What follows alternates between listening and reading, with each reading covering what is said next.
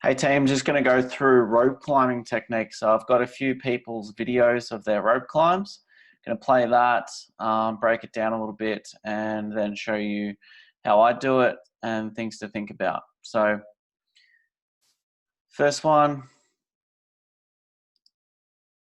So first thing I see here is feet are on top of each other instead of next to each other. Okay, so if he puts force down onto that rope with his legs more so than pulling up with the arms, that rope's just going to slide through. So it's not creating friction, it's not creating tension on the rope.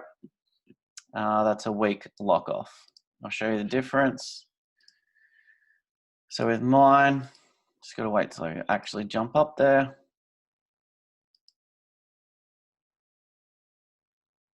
So watching as the feet clamp the rope. So in this video, I've just paused it. The feet end up next to each other. So there's creating a bit of like an S in the rope. So I can put all my weight down on that thing and it doesn't slide through.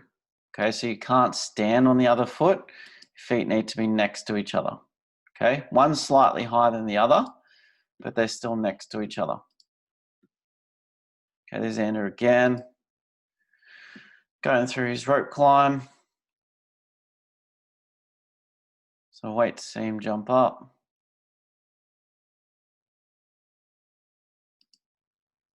Okay, first thing you need to do a couple legless pulls. Get the feet on the rope. Again, just standing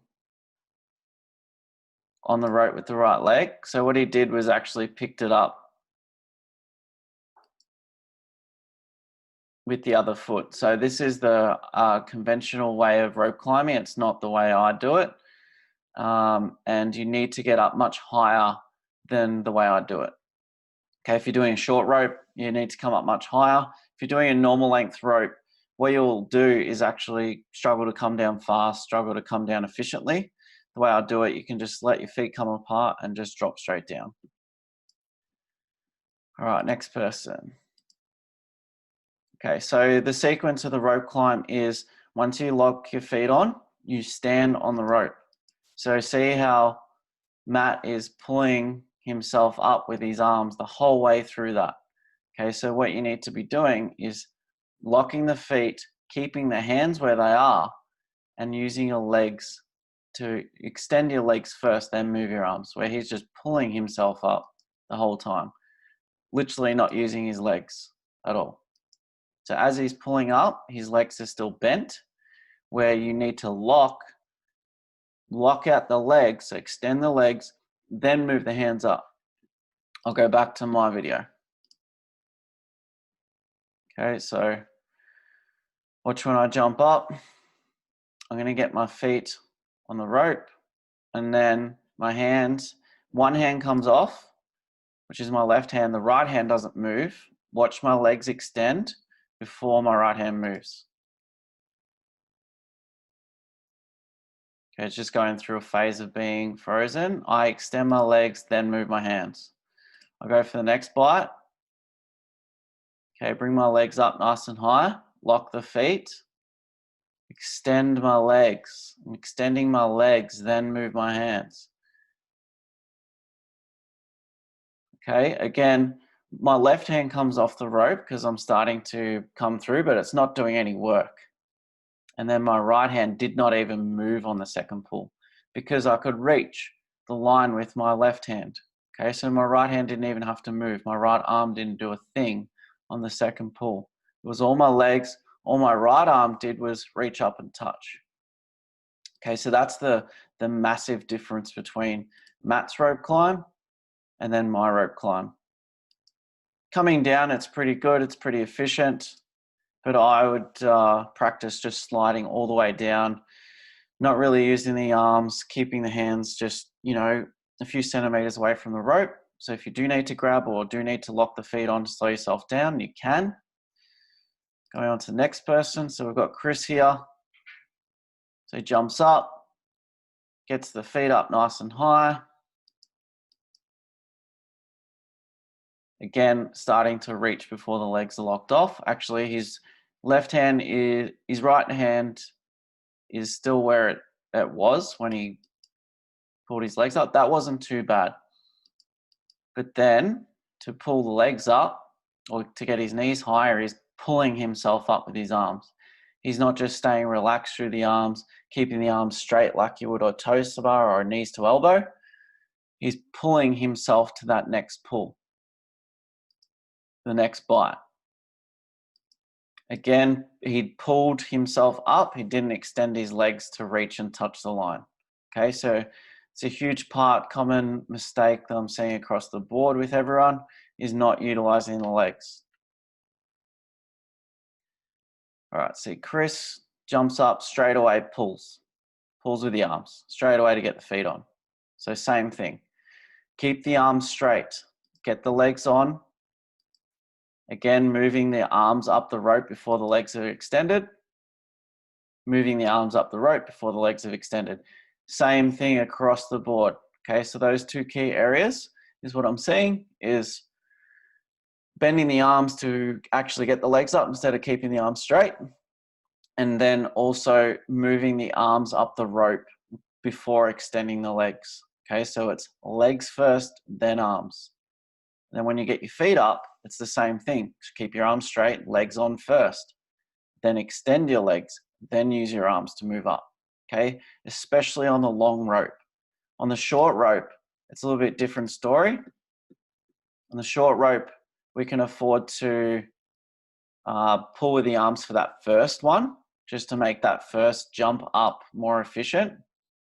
Okay, so when I jump up, that first one, I keep my arms pretty much in a bent position because I got to get myself up a bit higher. So on the short rope, utilizing a bit of an arm pull to get your feet up higher without actually reaching for another legless bite is a more efficient way. But when you go to a full length rope, all of you are still bending your arms to get your feet up on the rope where they must stay straight. And then from this position, I extend my legs, push with my feet. So if you've got a weak lock off, you won't be able to push hard with your feet. I really emphasize pushing down hard with my feet and then reaching up nice and quick. The speed of the rep is so much faster. It's so much more efficient. And if you watch this YouTube video again, I explain how this lock off is different. My foot's coming over the top. That right knee needs to be pushed out to the side. So almost like keeping your knees out in a squat to allow room for this left foot to come over the top and come in. Okay, so you need less rope to do that because I'm not picking up the rope and needing more rope to go over my foot.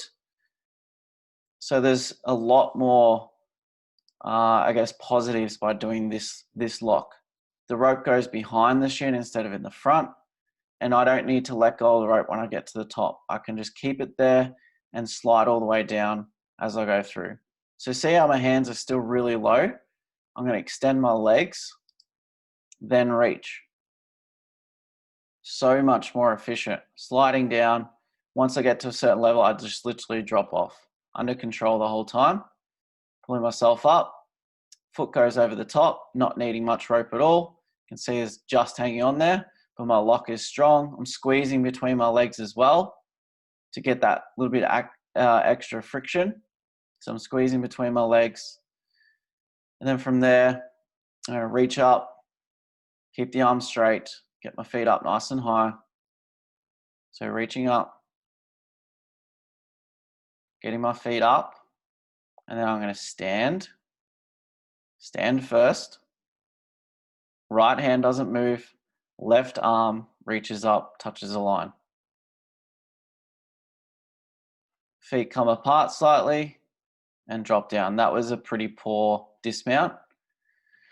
But even on a long rope, just to the right of that one, I would do the exact same technique, except on that first pull, I'd be concentrating on keeping my arms straight the whole time, like a knees to elbows, and sliding down all the way down, get to about the similar sort of height as this rope, and then drop off.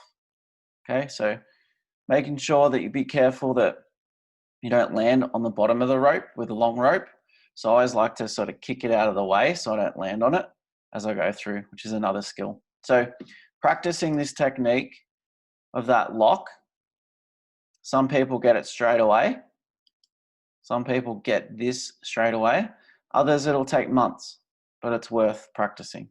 Okay, so see, I'm in this straight position, doing a knees to elbows, getting those feet next to each other, not on top of each other. Okay, so they're the main points. Again, the common mistakes across the board were pretty much the same. Any questions, let me know. But the biggest thing is just putting in the time, putting in the practice. What I did back in 2011, after every class that I took, I would jump up and do a few rope climbs, literally every single day. Rope climbing was a weakness of mine. There was a workout that came out that I couldn't actually finish that had rope climbs in it.